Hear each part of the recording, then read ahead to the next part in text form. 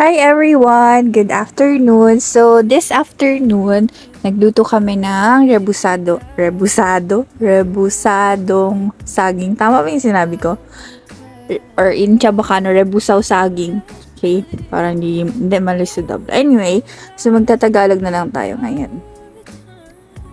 So, yun na nga, kinat natin, binalatan yung saging, kinat into two, tapos frenay. Ito, may brown sugar siya, tapos nilagyan ng vanilla.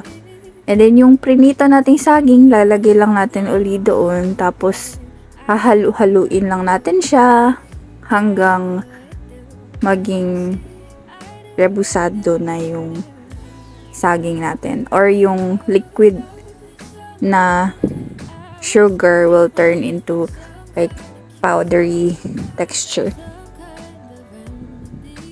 Hahalu-haluin lang natin siya hanggang maluto na siya.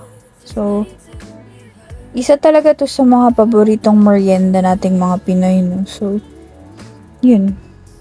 Malapit na siyang maluto.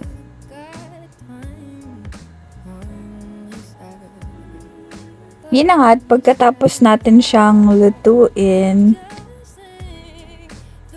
lalagay natin siya sa dahon ng saging.